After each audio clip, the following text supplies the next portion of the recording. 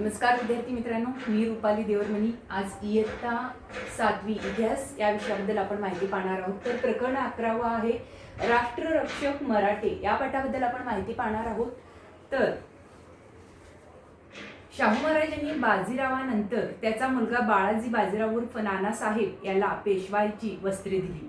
म्हणजे नादिरशाहच्या आक्रमणानंतर दिल्लीमध्ये अस्थिरता निर्माण झाली होती। अशा परिस्थितीत उत्तरेमध्ये मराठ्यांची सत्ता स्थिर करण्यासाठी त्याने प्रयत्न केले।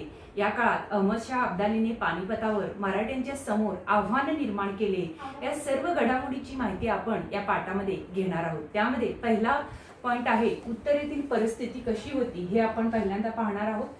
तर अयोध्या प्रांताच्या उत्तर पश्चिमेस लागून हिमालयाच्या पायथ्याशी असलेला प्रदेश 18व्या शतकात रोहिलखंड या नावाने संबोधला जात असे।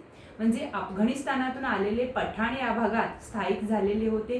या पठाणांना रोहिले म्हणत। म्हणजे गंगा यमुना नद्याच्या दुआबाच्या प्रदेशात त्यांनी धुमाकूळ घातला होता। त्याचा बंदोबस्त करण्यासाठी अयोध्येच्या नवाबाने मराठ्यांना पाचारण केले। मराठ्यांनी त्यांचा बंदोबस्त केला। त्यानंतर आहे अफगाणांशी संघर्ष। अफगाणिस्तानचा बादशाह अहमदशाह अब्दाली याला भारतातील संपत्तीचे आकर्षण होते। अब्दाली याला भारतातील संपत्तीचे आकर्षण असून इसवी सन 1751 मध्ये त्याने पंजाबवर आक्रमण केले। या काळात मुघल प्रदेशात अंधाधुंदी निर्माण झाली होती। त्यामुळे मुघलांना अब्दालीच्या आक्रमणाची भीती होती। अशा परिस्थितीत आपल्या संरक्षणासाठी मराठ्यांची मदत घेणे हे त्यांना आवश्यक वाटले व बादशाहला मराठ्यांचे सामर्थ्य आणि प्रामाणिकपणा याची खात्री पटली होती।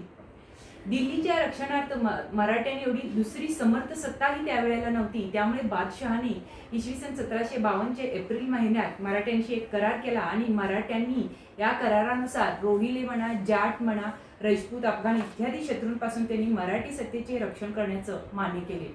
या बदल्यात त्यांना रोख रक्कम मिळणार होती। शिवाय पंजाब, मुलतान, राजपुतांना, सिंध, रोहिलखंड या भागातून त्यांना चौथाई वसूल करण्याचे हक्क मिळणार होता। तसेच अजमेर आणि आग्रा या प्रांताची सुभेदारी सुद्धा त्यांना देण्यात आली। या करारानुसार छत्रपतीच्या वतीने पेशव्यांनी शिंदे होळकरांच्या फौजा दिल्लीच्या संरक्षणार्थ पाठवल्या। मराठे दिल्लीकडे निघाले ही बातमी पोहोचताच अहमदशाह मायदेशी परतला। मराठे दर मजल करत दिल्लीला पोहोचले आणि मराठ्यांमुळेच अब्दालीचे संकट हे टळलं। म्हणून बादशहाने मुघलांच्या सुभ्यांमधील चौथाईचा हक्क त्यांना दिला। या सुभ्यांमध्ये काबूल, कंदाहार आणि पेशावरचाही समावेश होता। हे सुभे पूर्वी मुघल साम्राज्याचा एक भाग होते, आता ते अब्दालीच्या अफगाणिस्तानमध्ये होते। करारानुसार हे सुभे अब्दालीकडून जिंकून घेऊन परत मुघलांच्या राज्याला जोडणे हे मराठ्यांचे कर्तव्य ठरत होतं। उलट किमान पंजाबपर्यंत प्रदेश अफगाण अंमलाखाली आणावा ही अब्दालीची इच्छा होती। त्यामुळे आज ना उद्या मराठे व अब्दाली यांचा संघर्ष होणे अठळ होते। नानासाहेब पेशव्यांचा भाऊ रघुनाथराव हा जयप्पा शिंदे व मल्हारराव होळकर यांना बरोबर घेऊन उत्तर भारतात अब्दालीशी मुकाबला करण्यासाठी मोहिमेवर गेला। उत्तरेकडील स्थानिक सत्ताधाऱ्यांच्या दृष्टिकोनातून दक्षिणेतील मराठे हे त्यांचे स्पर्धक ठरले। मराठ्यांचे व्यापक दृष्टिकोन लक्षात न घेता मराठ्यांना मदत करण्याऐवजी ते तटस्थ राहिले। मराठ्यांचे दिल्ली दरबारातील वर्चस्व, त्यांचे हस्तक्षेप त्यांना रुजत नव्हता। मात्र सूरजमल जाट व राणी किशोरी यांनी पानिपतावरील युद्धात जखमी झालेल्या मराठ्यांना मदत केली। त्याचप्रमाणे उत्तरेतील काही कट्टरपंथी मराठ्यांकडे त्यांनी परधर्मीय म्हणून पाहत होते। त्यांनी मराठ्यांचा व्यापक दृष्टिकोन समजून न घेता मराठ्यांचे वर्चस्व कमी व्हावे म्हणून अब्दालीला हिंदुस्थानवर आक्रमण करण्याचा आग्रह केला। अब्दाली मराठ्यांचा पराभव म्हणून त्यांना दक्षिणेत नर्मदा पार हुसकावून देईल अशी त्यांना अपेक्षा होती। त्यानंतरचा पुढचा पॉइंट आहे अटकेवर मराठ्यांचा ध्वज फडकला। बघा, नजीब खान हा रोहिल्याचा सरदार होता। उत्तर भारतातील मराठ्याचे वर्चस्व त्यांना सहन होत नव्हते। म्हणजे नजीब खानाच्या सांगण्यावरून अब्दालीने भारतावर पुन्हा स्वारी केली। ही त्याची भारतावरची 5वी स्वारी होती। त्यांनी दिल्ली जिंकून घेतली। मोठी लूट घेऊन तो अफगाणिस्तानात परत गेला। रघुनाथराव व मल्हारराव होळकर हे पुन्हा उत्तरेत गेले।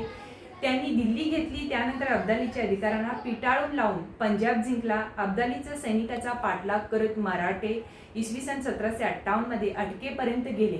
अटकेवर मराठ्यांचा ध्वज फडकला आणि अटक हे ठिकाण राजस्थानच्या आताच्या म्हणजे सध्याच्या पाकिस्तानमध्ये आहे। मराठ्यांनी अटकेपार पेशावरपर्यंत मोहीम काढली, तथापि त्यांनी आपल्या प्रभुत्वाखाली आणलेल्या प्रदेशाची व्यवस्था नीट लावली नाही. त्यानंतरचा आहे दत्ताजींचा पराक्रम. पंजाबवरील पकड घट्ट करण्यासाठी व नजीब खानाचे पारिपत्य करण्यासाठी पेशव्यांनी दत्ताजी शिंदे व जनकोजी शिंदे यांना उत्तरेत पाठविले. दत्ताजी उत्तरेत गेला. नजीब खानाने दत्ताजीला वाटाघाटीत अडकून ठेवले आणि अब्दालीला मदतीस येण्याची विनंती केली. हा संदेश मिळताच अब्दाली पुन्हा भारतावर चालून आला. दत्ताजी व अब्दाली यांची यमुनेच्या तीरावर बुराडी घाट येथे गाठ पडली. जोरदार दोघांमध्ये लढाई झाली. दत्ताजीने अमान्य असं शौर्य दाखवलं. असामान्य असं म्हणजे अद्वितीय असं त्यांचं असामान्य शौर्य त्यांनी तिथं गाजवलं. परंतु या लढाईत दत्ताजीला वीरमरण आलं. आणि एक ॲडिशनल माहिती म्हणजे दत्ताजी मोठ्या शौर्याने लढला, पण अखेरीस तो रणांगणावर घायाळ होऊन पडला. नजीब खान रोहिल्याचा सल्लागार कुतुबशाह हत्तीवर उतरून घायाळ झालेल्या दत्ताजी जवळ आला. त्याने दत्ताजीला विचारले, क्यों पटेल जी, हमारे साथ तुम और भी लढेंगे? दत्ताजी घायाळ अवस्थेत पडला होता, पण कुतुबशाहचे शब्द ऐकताच त्यांनी बाणेदार उत्तर दिले, हां बचेंगे तो और भी लढेंगे. तर अशा प्रकारे दत्ताजीचा पराक्रम आपण पाहिलेला आहोत. आता पुढचा आहे सदाशिवराव भाऊ. बघा, अब्दालीची परिपत्य करण्यासाठी नानासाहेबांनी आपला चुलत भाऊ सदाशिवराव भाऊ आणि थोरला मुलगा विश्वासराव यास उत्तरेत पाठवले. सदाशिवराव भाऊ हा चिमाजी अप्पाचा मुलगा होय. त्यांच्याबरोबर प्रचंड फौज व प्रभावी तोफखाना होता. इब्राहिम खान गारदी हा त्यांच्या तोफखान्याचा प्रमुख होता. म्हणजे या तोफखान्याच्या जोरावर त्यांनी इसवी सन 1760 मध्ये लातूर जिल्ह्यातील उदगीरच्या लढाईत निजामाचा पराभव केला होता. त्यानंतरचा आहे पानिपतचा रणसंग्राम.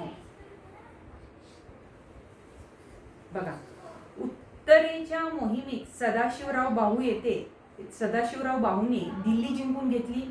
त्यानंतर मराठ्यांचे सैन्य व अब्दालीचे सैन्य पानिपत येथे ते समोरासमोर आले. 14 जानेवारी 1761 रोजी मराठ्यांनी अब्दालीवर हल्ला करून लढाईस सुरुवात केली. ही पानिपतची तिसरी लढाई होईल. लढाईत विश्वासरावाला गोळी लागून तो ठार झाला हे सदाशिवराव भाऊला समजताच तो बेभान होऊन शत्रूंवर तुटून पडला. युद्धाच्या धुमश्चक्रीत ते दिसेनासे झाले.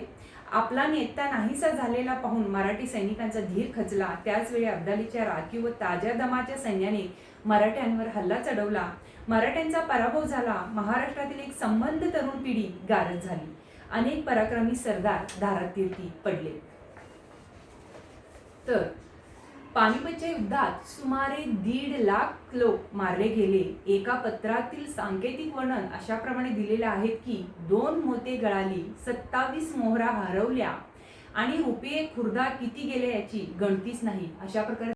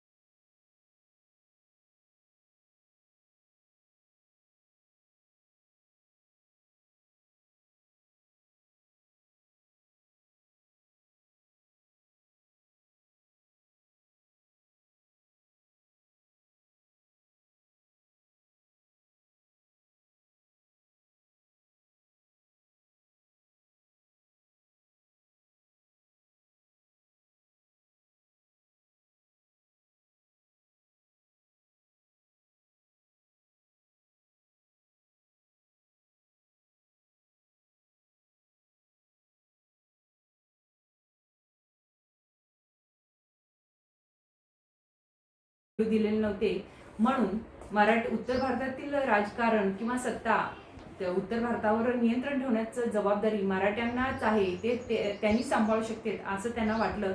परत त्यांनी उत्तरेमध्ये आपलं सत्ता निर्माण करण्यामध्ये यशस्वी झालेले आहेत. त्यामध्ये मल्हारराव होळकर म्हणा, अहिल्याबाई होळकर आणि महादजी शिंदे यांचा सिंहाचा वाटा आहे असं आपण येथे पाहतो. इथे पेशवे घराण्याची वंशावळ दिलेले आहेत. बाळाजी विश्वनाथ हे त्यांचे प्रमुख होते. तर त्याला 2 पुत्र होते, बाजीराव पहिला आणि चिमाजी अप्पा. चिमाजी अप्पाला सदाशिव भाऊ हे पुत्र होते. तर बाजीराव पहिल्याला बाळाजी उर्फ नानासाहेब, रामचंद्र, रघुनाथ राव, जनार्दन असे 4 पुत्र. परत बाजीराव पहिल्याला बाळाजी उर्फ नानासाहेब याचे त्याला 4 पुत्र होते, विश्वासराव, माधवराव, यशवंतराव, नारायण पेशवा आणि त्याचा पुत्र सवाई माधवराव.